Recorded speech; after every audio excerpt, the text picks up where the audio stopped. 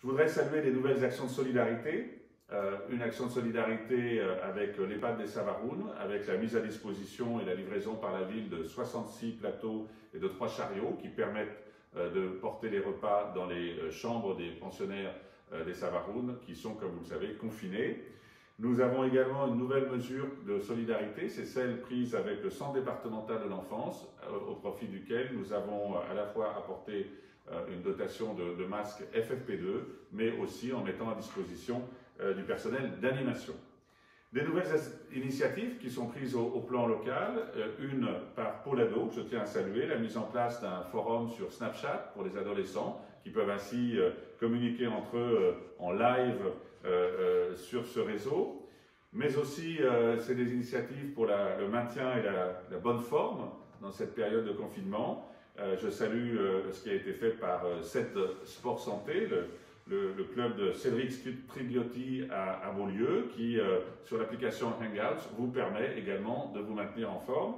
Et puis la vidéo live de la boîte de jazz de Caroline Nérial, autre initiative qui permet de rester en forme et de suivre la pratique du jazz. Alors, nous avons fait le point vendredi avec les 21 maires de Clermont-Auvergne Métropole sur les sujets qui concernent toutes les mesures prises au niveau de l'agglomération ou par chacune des communes. Je voudrais les saluer. Ce sont des initiatives ou des mesures prises concernant bien sûr la coordination sur la question des marchés, sur la question des EHPAD, sur la collecte des déchets, sur la propreté urbaine, aussi sur le suivi des chantiers en cours dans l'agglomération et enfin pour la coordination de l'accueil des enfants soignants dans les écoles et les crèches de l'agglo.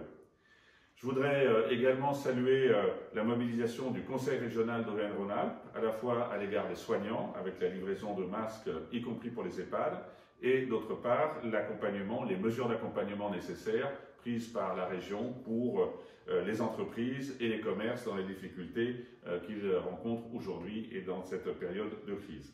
Enfin, je vous invite à vous rendre sur le site de la ville de Chamalières pour retrouver toute l'actualité. Ce site est mis en actualité permanente et vous avez également la possibilité, avec l'onglet Lettres d'information, de rejoindre les 5229 abonnés de notre lettre d'information qui vous apporte jour après jour des éléments également intéressants à découvrir.